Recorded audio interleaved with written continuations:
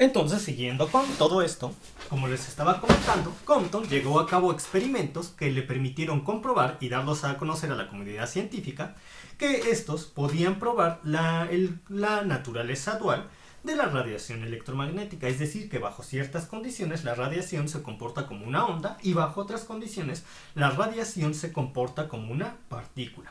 Para ello llevó a cabo el siguiente experimento, donde tiene una fuente luminosa la cual incide en un material dispersor, por lo que el haz incidente es dispersado en esta dirección, siendo que si nosotros seguimos con la trayectoria original y comparamos la trayectoria del haz de luz dispersado, entre estos existirá un ángulo, el cual es conocido como ángulo de dispersión θ.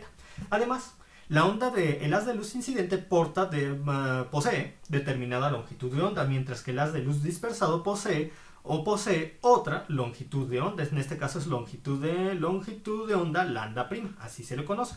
Y en el fondo de este material ya les había aclarado que hay rendijas colimadoras de plomo.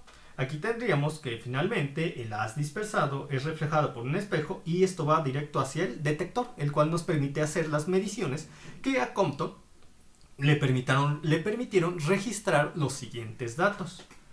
Voy a ver si me conviene hacer la gráfica en esta hoja. No, me conviene voy a hacer la gráfica que obtuvo Compton gracias a esta serie de experimentos. Aquí la voy a poner. Entonces vamos a hacer unos cuadritos. Entonces,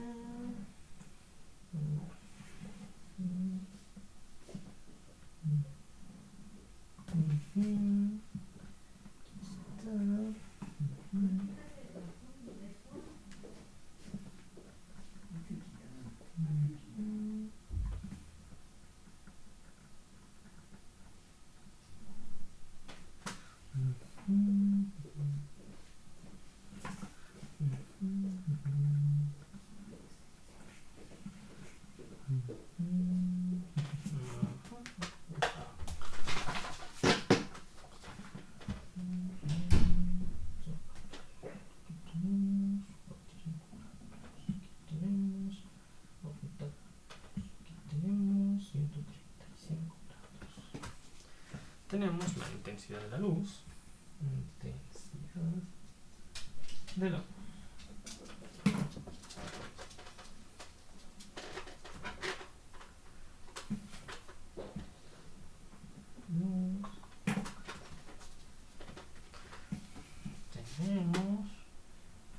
Tenemos un pico.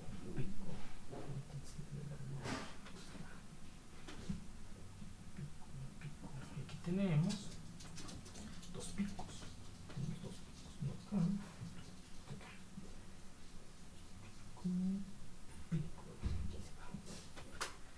Aquí tenemos, entonces lo estoy registrando, voy a hacerlo brevemente.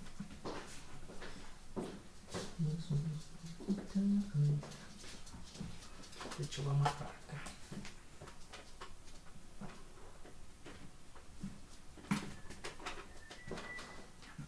Entonces tenemos pico.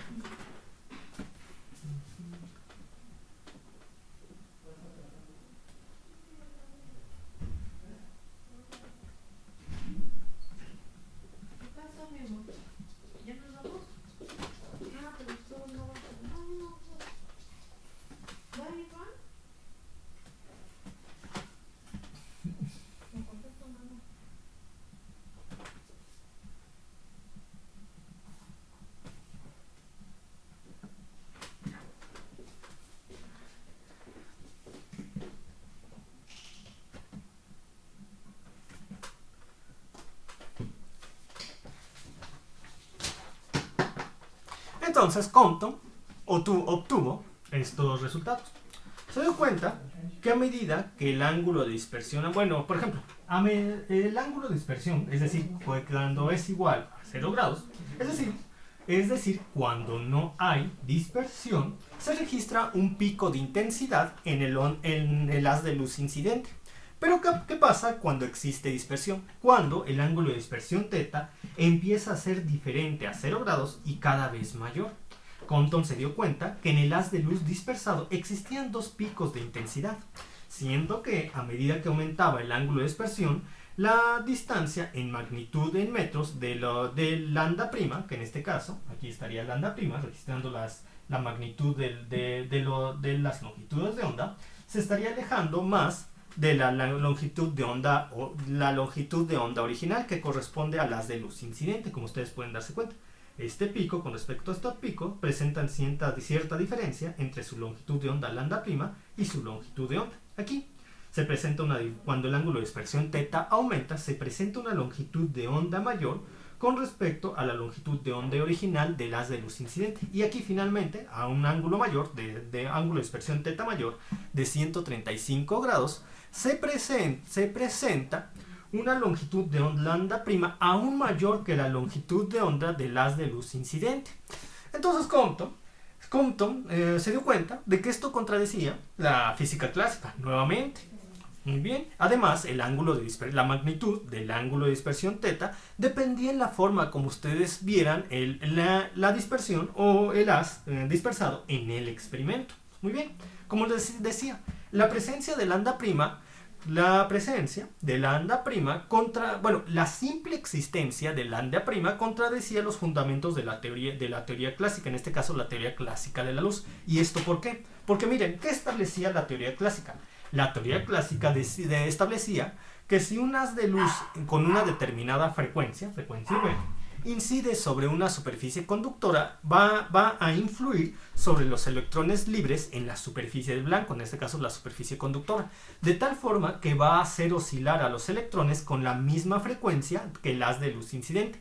Una vez que estos electrones oscilan con la misma frecuencia del haz de luz incidente, producen una onda electromagnética con la misma frecuencia, volvemos a que es la misma frecuencia del haz de luz incidente.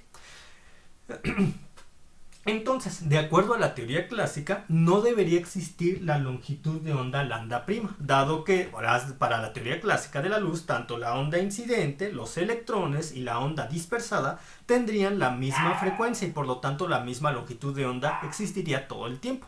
Sin embargo, el experimento demostró, como lo pueden ver aquí para diferentes ángulos de dispersión θ, que toma la dirección del haz de luz dispersado con respecto al haz de luz incidente, se observa precisamente la existencia de una lambda prima, lo cual quiere decir que existe otra frecuencia, además de la frecuencia la frecuencia original del haz de luz incidente.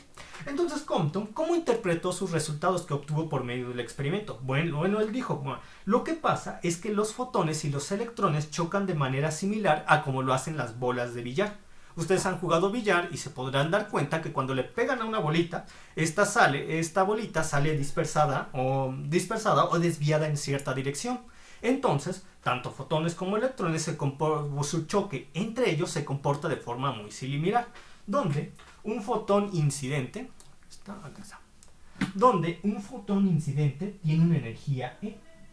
El fotón incidente choca con un electrón y le cede cierta parte de su energía, la cual se transforma en la energía, esta parte que le cedió de su energía se transforma en la energía cinética del electrón, que nosotros solemos notar por la letra K.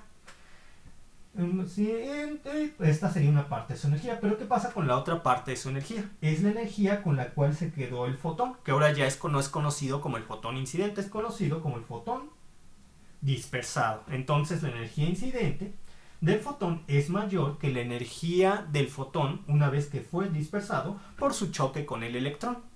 De tal forma que como nosotros sabemos que la energía es igual a hv, la energía del fotón, y a su vez esto es igual a h por la velocidad de la luz entre la longitud de onda, para que se respete esta relación, entonces la energía del fotón incidente sería igual a hc por la longitud de onda. Todo esto siendo mayor a hc entre la longitud de onda prima, la longitud de onda del fotón dispersado con esta energía. Y para que en efecto se cumpla esto y se cumpla esto, Como aquí hay una relación inversa de hc con respecto a la longitud de onda, entonces lambda' debe ser mayor a la longitud de onda, original. Y recuerdan, dirán, ay, pero esto está al revés, pero tomen en cuenta que la relación con respecto a la energía es como inversa. Por eso lambda' de la longitud de onda del fotón dispersado debe ser mayor a la longitud de onda del fotón cuando era un fotón incidente, lo cual encaja perfectamente con los resultados que Comte obtuvo experimentalmente, lo que no pueden ser explicados en teoría de un modelo ondulatorio. Pueden ser explicados estos resultados comprobados experimentalmente bajo un modelo corpuscular. Muy bien. Entonces, pero esto tiene concordancia con la teoría de Einstein, solo que hay una diferencia importante. Einstein decía que cuando los fotones son absorbidos, se acercan a un átomo, son completamente absorbidos, o que los átomos emiten casi de la nada fotones que generan las dispersado. Sin embargo, Compton agregó, y esto es muy importante porque estuvo en lo correcto de hacer esa modificación, que no es que los fotones sean absorbidos por un átomo o emitidos de la nada por el átomo. Lo que pasa es que, como ya lo hemos mencionado, que los fotones chocan con los electrones en los átomos como lo hacen las bolas de billar. Por eso chocan y son dispersados. La diferencia entonces entre la explicación de Einstein y la de Compton, que para Einstein los fotones son absorbidos. Para Compton los fotones son dispersados. Y eso queda muy claro y va a ayudarnos a solucionar lo que viene a continuación, el tener muy en cuenta esa idea. Voy a continuar en otra hoja. Muy bien.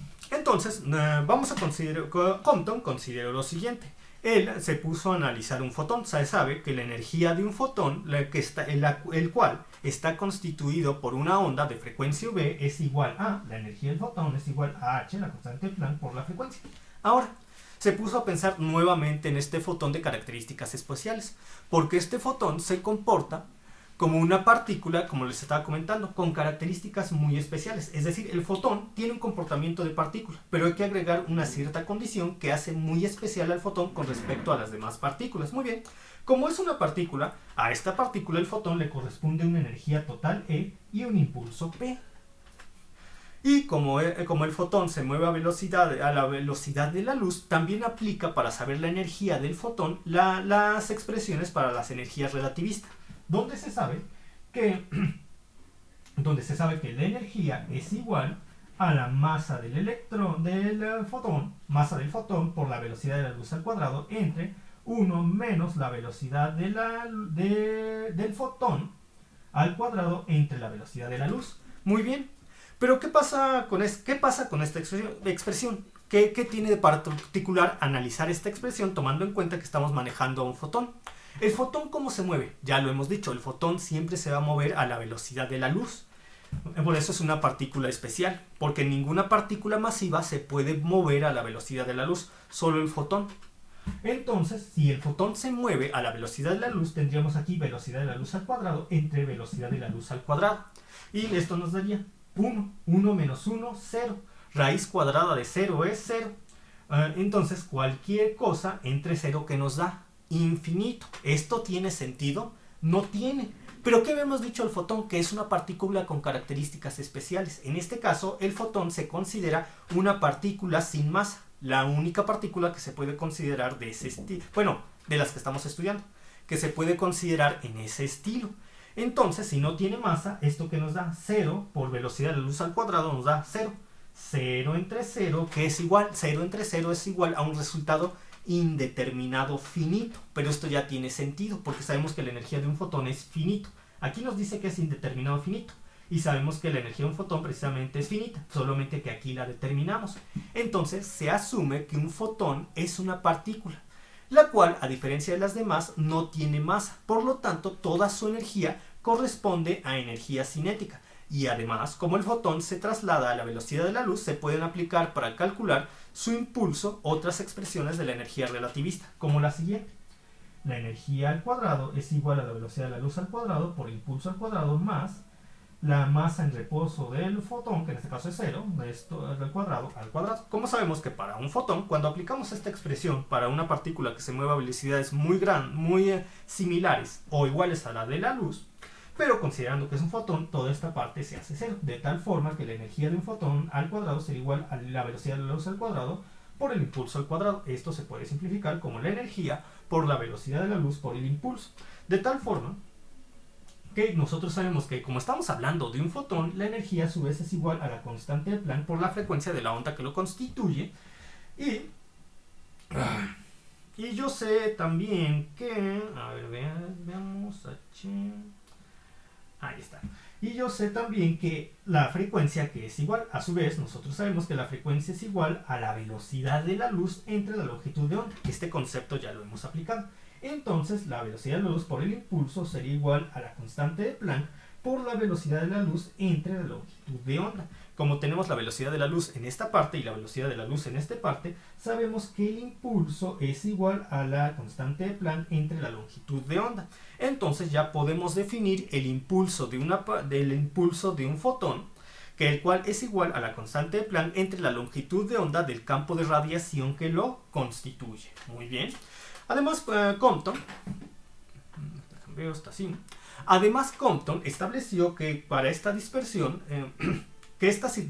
se debe al choque entre fotones y electrones en la superficie del blanco, y además que los electrones que participan en este proceso de dispersión son electrones libres que están inicialmente estacionarios. Entonces, tomando en cuenta todas estas condiciones, Compton analizó una forma de resolver todos estos problemas ya de manera definitiva y pudiendo escribir expresiones que nos permitirían llegar a resultados precisos, los cuales pueden ser comprobados experimentalmente.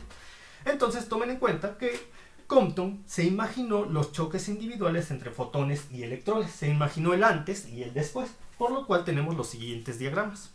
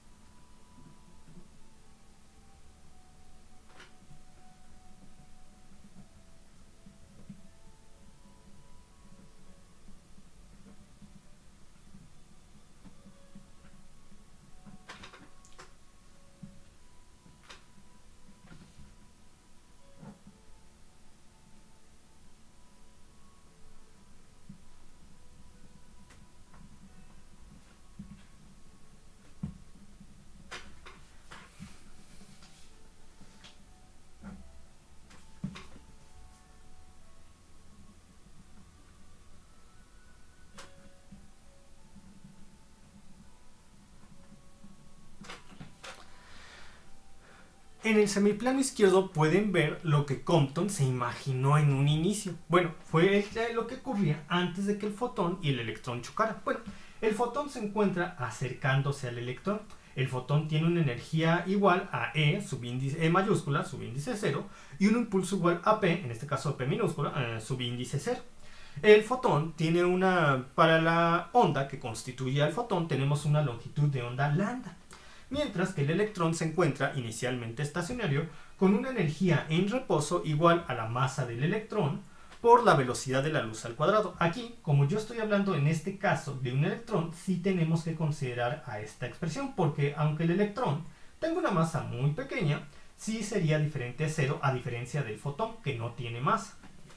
Entonces, una vez que fotón sin masa y electrón con masa chocan, el fotón se ve dispersado, cambia su energía siendo menor a la energía original, porque ha transferido energía cinética, denotada por la letra K, al electrón con el cual choca, y su impulso también se verá modificado, además que ahora sí tenemos la longitud de onda lambda' presente en el haz de luz dispersado, mientras que el electrón experimenta un movimiento de retroceso, teniendo adquiriendo un impulso y una energía cinética, siendo que una vez que el fotón, tanto fotón como electrón, uno experimentando una dispersión y otro un movimiento de retroceso, presentan un ángulo θ y phi variable respectivamente con respecto a la trayectoria original del fotón. A esta letra es phi variable, No, es que hay phi, ya saben, tenemos phi mayúscula y esta sería phi variable. Ahí tengan cuidado porque se utilizan mucho. Entonces, tomando en cuenta, razonando este problema del antes y después del choque, dijo Compton, ¿cómo resuelvo este problema? Bueno, empezó a considerar que existe la conservación del impulso, lo cual ustedes ya han analizado en las otras físicas. Y además, tanto el electrón como el fotón se mueven a velocidades muy cercanas o iguales para el caso del fotón a la velocidad de la luz. Por lo tanto, podría, además de aplicar la conservación del impulso, las expresiones para la energía relativista con el fin de resolver este problema. Y es justamente lo que vamos a hacer a continuación para poder definir las ecuaciones que más adelante nos van a servir para resolver muchos ejercicios. Entonces tenemos lo siguiente. Antes del choque que solamente tenemos un impulso. En este caso sería el impulso del fotón denotado como P minúscula subíndice 0. P minúscula subíndice 0. No existe algún otro impulso. Por lo tanto, este impulso sería igual al impulso del electrón con movimiento de retroceso y el fotón dispersado. Muy bien, pero además nosotros tenemos que considerar que este impulso inicial antes del choque se encuentra completamente sobre el eje X. Por lo tanto, necesitamos las proyecciones del impulso P1 del fotón dispersado y del impulso del electrón con movimiento de retroceso que se proyectan sobre el eje X para poder igualarlos con el impulso inicial que está totalmente sobre el eje X. Entonces diríamos, proyección en X del impulso del fotón dispersado sería igual al impulso del fotón dispersado por el coseno de su ángulo de dispersión, θ, más el impulso del electrón que experimenta un movimiento de retroceso por el coseno del ángulo que experimenta el electrón con movimiento de retroceso, que es phi variable. P1 coseno de θ, coseno de θ más P coseno de phi variable. Muy bien. Además, ahora ya hemos el análisis sobre el eje X. Vamos a hacer el análisis sobre el eje Y. Tendríamos P1 por el seno de θ igual a P por el seno de phi variable. ¿Y por qué los igualo? ¿Por qué? Miren, antes del choque no había una proyección del impulso sobre el eje Y, dado que el impulso P inicial del fotón se encontraba totalmente sobre el eje X. Entonces, una vez que hubo un choque, existió una proyección del impulso sobre el eje Y y sobre el eje X, que como no tenemos una proyección sobre el eje X, entonces estas se distribuyen de manera uniforme, solamente que una va hacia arriba y el otro va hacia abajo. Por lo tanto, tendríamos la proyección en Y del impulso de lo que va hacia arriba menos la proyección del impulso de lo que va hacia abajo. Lo que va hacia arriba sería P1 del seno de θ menos la proyección del impulso del electrón con movimiento de retroceso que va hacia abajo menos el impulso del electrón con movimiento de retroceso por el seno del ángulo que lo separa con respecto a la trayectoria original del fotón, que es seno de phi variable. Entonces tendríamos P por el seno de θ menos P del impulso del electrón con movimiento de retroceso por el seno de phi variable igual a 0. Despejándolo me quedaría de esta manera. Muy bien. Ahora, yo voy a hacer lo siguiente, guiado por el proceso matemático que llevaron a cabo los físicos que desarrollaron las bases de la mecánica cuántica. Voy a hacer esto. De esta expresión, que voy a llamar la expresión 1, a esta lo voy a llamar la expresión 2, voy a despejar el impulso del electrón con movimiento de retroceso, de tal forma que tengo P0 menos P1 por el coseno de θ igual a P por el coseno de phi variable. Muy bien. P0, P1.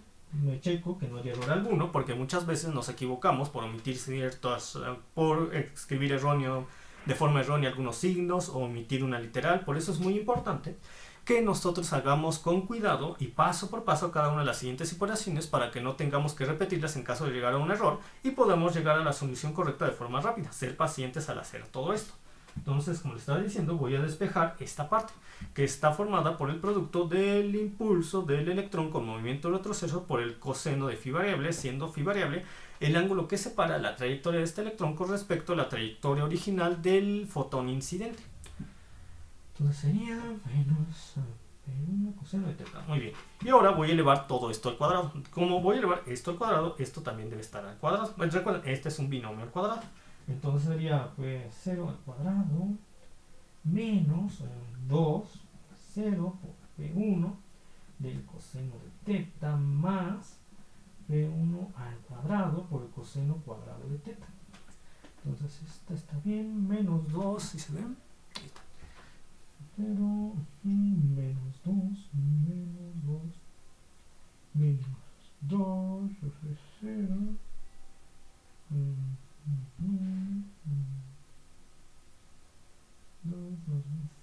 P1 coseno más P1 cuadrado, y esto es P cuadrado coseno cuadrado de phi variable. Muy bien. Entonces, ahora lo que yo voy a hacer a continuación es elevar la ecuación 2 al cuadrado, la parte izquierda y la parte derecha para no perder proporcionalidad. Y tendría P1 al cuadrado por el seno cuadrado de teta igual a P2 al cuadrado por el seno cuadrado phi variable. Muy bien. Ahora yo voy a despejar esta expresión de tal forma que aquí iguale a 0 de la parte derecha y voy a despejar esta expresión de tal forma que aquí se iguale a 0 de la parte izquierda. Y tendría lo siguiente, pero ¿tengo espacio suficiente? Sí, todavía tengo algo de espacio. Entonces tendría ahí está. Entonces tendría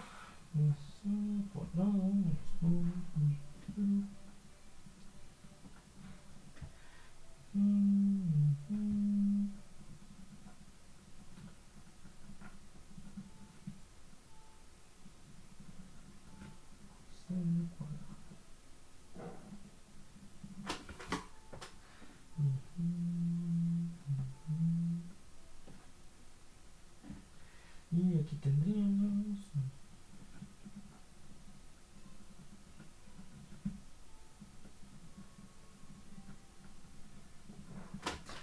dejen checar que todo esté bien.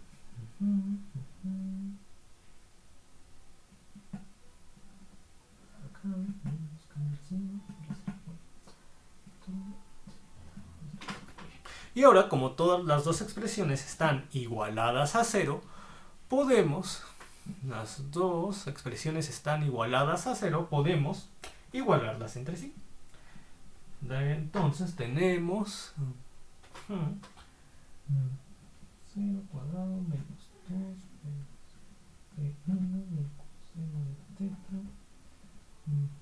coseno de teta más P1 coseno cuadrado de teta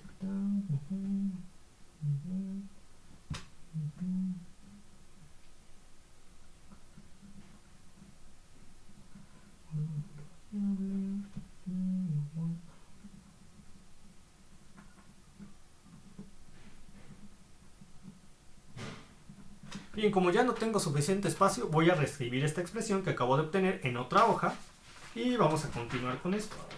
A ver, lo escribo acá otra vez. Ya no hay suficiente espacio. Aquí está. ¿Está bien? ¿Está bien? No, acá está. Ahí está. Ya. Entonces, esto voy a reescribir. Tendría... ¿Se ve bien?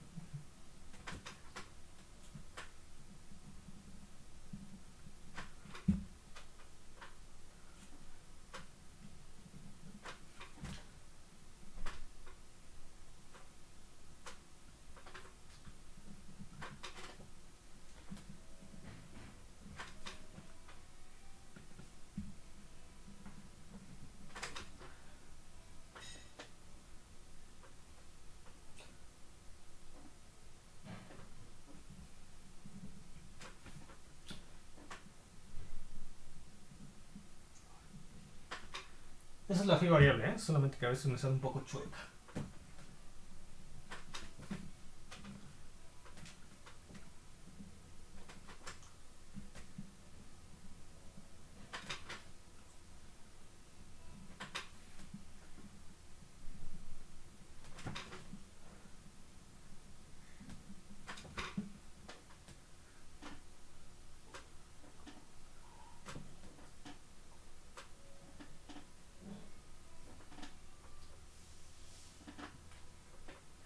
Muy bien.